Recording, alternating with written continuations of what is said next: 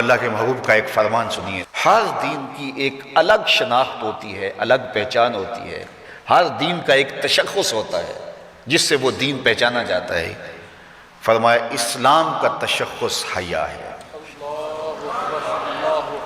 اب مجھے یہ بتائیے، ہر وہ رسم، ہر وہ طرز زندگی جو اسلام کے اس مزاج سے ٹکراتی ہو تو عملی طور پہ ہمیں اس کا بائیکاٹ کرنا ہوگا، اور اس کے لیے ہمیں کوشاں ہونا پڑے گا، اس لیے کہ اسلام کا مزاج یہ ہے کہ اسلام ہمیں درس حیا دیتا ہے، صرف درس حیا نہیں دیتا بلکہ رسول رحمت نے فرمایا ہر دین کی ایک الگ پہچان ہے، ایک شناخت ہے اس دین کی۔ اسلام کی شناخت حیا ہے، اور حیا ایک ایسی دولت ہے جب یہ روحوں میں اترتا ہے اور من میں سماتا ہے تو اللہ تعالیٰ جل شانہ کی رحمتیں اس شخص کے اوپر نازل ہوتی ہیں۔ سب سے زیادہ اس کائنات میں حیا کرنے والے، حدیث پاک میں آتا ہے حضور علیہ السلام کنواری لڑکی پردے میں جس طرح سمٹی ہوئی ہوتی ہے، فرمایا اس سے بھی زیادہ حیا کرنے والے تھے۔ تو ہمیں درس حیا کا دیا گیا، اور ایک مقام پہ یوں ارشاد فرمایا گیا کہ حیا اور ایمان یہ دونوں جڑی ہوئی چیزیں ہیں، اگر ان میں سے ایک رخصت ہو جائے تو دوسری شے بھی رخصت ہو جاتی ہے، اگر ایمان چلا گیا ساتھ حیا بھی رخصت ہو جاتا ہے، اور اگر حیا چلا گیا تو ایمان کے ثمرات بھی نصیب نہیں ہوتے۔ تو حیا اور ایمان یہ دونوں آپس میں جڑی ہوئی چیزیں ہیں، ان میں سے ایک تم سے الگ ہوگی تو دوسری اس کے ساتھ ہی چلی جائے گی، ساتھ ہی رخصت ہو جائے گی۔ تو آج مغرب کی فکر کے حامل لوگ آج دلیلیں دیتے ہیں جناب پردہ تو آنکھ کا ہوتا ہے، پردہ تو جناب دل کا ہوتا ہے۔ میں کہتا ہوں دین کو تم زیادہ سمجھے ہو یا رسول اللہ کی اہلیہ سمجھیے، جن سے فرمائش حمیرہ سے دین سیکھو، وہ فرماتی ہیں جب حضور کا انتقال ہو گیا تو میں حضور کے حجرے میں جاتی تو معمولی اوڑھنی اوڑھ کے چلی جاتی کہ میرے شوہر کی قبر ہے، کوئی بات نہیں۔ فرمایا اس کے بعد حضرت صدیق اکبر کا وصال ہوا تو وہ بھی حضور کی قربت میں دفن ہوئے، تو میں پھر اس معمولی اوڑھنی کے ساتھ چلی جاتی، اس لیے کہ میں کہتی ایک میرا شوہر ہے دوسرا میرا باپ ہے، تو معمولی کپڑا لیتی اور میں چلی جاتی۔ فرمایا پھر حضرت عمر کا انتقال ہوا اور وہ بھی ساتھ دفن ہوئے، تو حضرت عائشہ رضی اللہ تعالیٰ عنہ فرماتی ہیں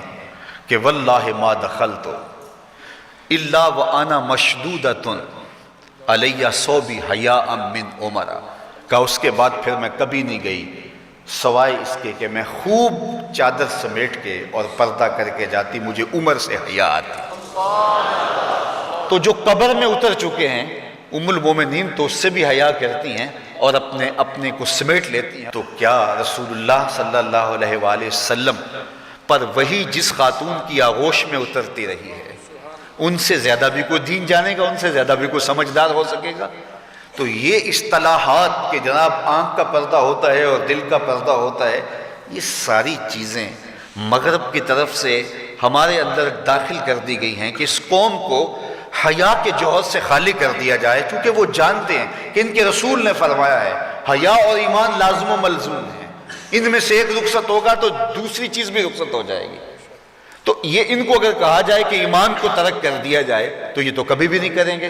تو لہٰذا طریقہ یہ ہے ان کو بے حیا کیا جائے۔ جب حیا کا جوہر لٹ جائے گا تو پھر نتیجہ کیا ہے؟ ایمان کے ثمرات بھی ان کو نصیب نہیں ہوں گے، ان کے نام پھر مسلمانوں والے رہ جائیں گے، لیکن ایمان جو روح کی گہرائیوں میں اتر کر کے وہ جو حرارت اور جو نور پیدا کرتا ہے وہ ان کو نصیب نہیں ہوگا، اور یہ جو ہے وہ عجیب ایک بے چینی کی زندگی گزاریں گے، آدھا تیتر اور آدھا بٹیر، عجیب قسم کا یہ ایک جو ہے وہ معجون مرکب بن جائیں گے، ان کے پاس کچھ بھی نہیں رہے گا۔ تو اس لیے ایک ہی بات ہوگی، اس چمن میں پیروے بلبل ہو یا تلمیذ گل، یا سراپا نالا بن جا یا نوا پیدا نہ کر۔ تو آج دنیا کے اوپر ہم رسوا جو ہو رہے ہیں تو اس کا سبب یہ ہے کہ ہم آدھے تیتر اور آدھے بٹیر ہیں۔ علامہ اقبال نے جب شکوے کی زبان کھولی تو لہجہ بڑا تلخ ہو گیا، لیکن جب جواب آیا تو سارا نشہ اتر گیا۔ جب شکوہ ہوا تو لہجہ یہ تھا کہ تیرے کعبے کو جبینوں سے بسایا ہم نے، نوع انسانی کو غلامی سے چھڑایا ہم نے، تیرے قرآن کو سینوں سے لگایا ہم نے، پھر بھی ہم سے گلہ ہے کہ وفادار نہیں، ہم وفادار نہیں تو بھی تو دلدار نہیں۔ بہت سخت لہجہ ہو گیا، فتویٰ بھی متوجہ ہوا،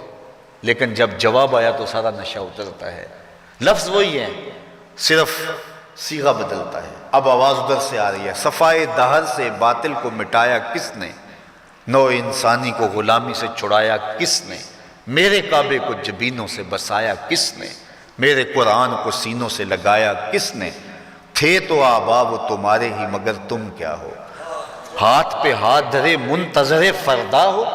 ہر کوئی مست مئے ذوق تن آسانی ہے، تم مسلمان ہو یہ انداز مسلمانی ہے،